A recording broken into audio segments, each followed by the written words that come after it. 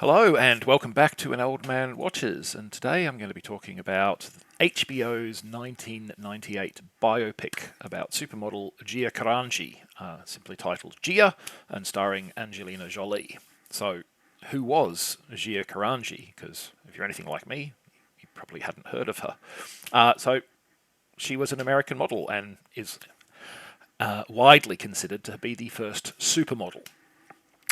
Gia was featured on the cover of many magazines, including multiple Vogue covers, and was a featured face in the advertising campaigns for Armani and Versace, among other headline brands.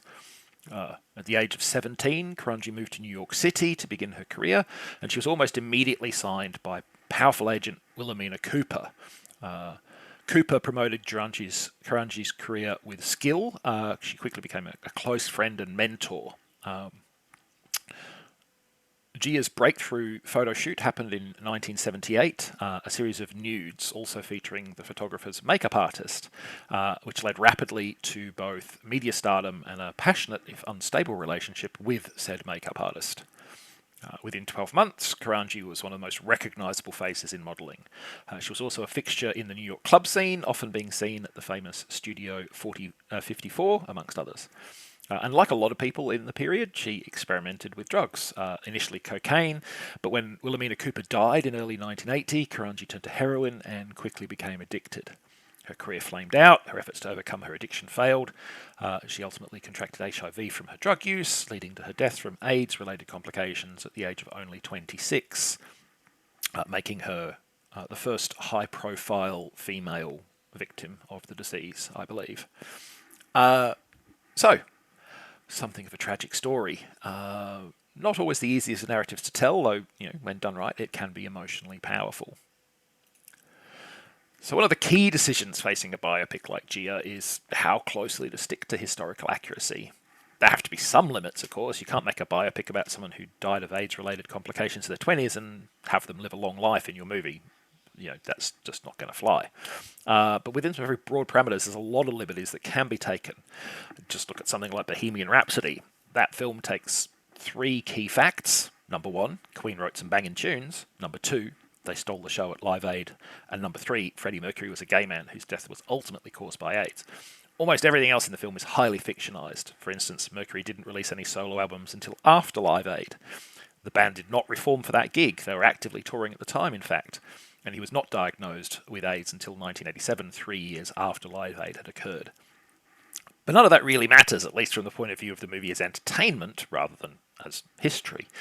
It's still a very successful piece of filmmaking. So the question becomes, how does Gia attempt to thread the needle of truth, and how well does it do so?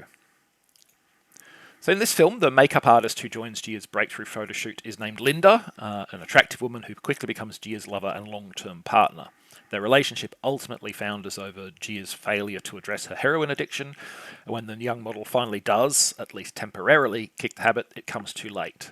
This failure to reconcile is one of the key drivers for Gia once more succumbing to the lure of heroin as a way of numbing herself. Now, from what I understand, this is quite a fictionalised version of events.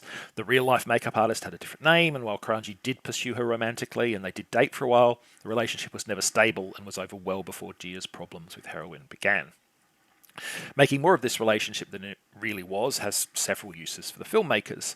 First, it helps keep down the number of characters that they need. Second, it creates a central romance, which the audience can hope to see a happy ending. And third, given this was the 90s, it creates salacious interest. By the 90s, I mean, this is when it was made. It might be hard to imagine in a post-Game of Thrones world, but 25 years ago, the frequent nudity and the lesbian content of Gia was quite unusual and risque. Now, Karanji was openly and publicly lesbian, so it would be hard to do a biopic about her without acknowledging her sexuality. But, you could have done it without quite so much sexy times as the film does have. They chose not to because, I guess if you've got Angelina Jolie there and she's willing to do it and you want people to watch your movie, it's one way of doing it.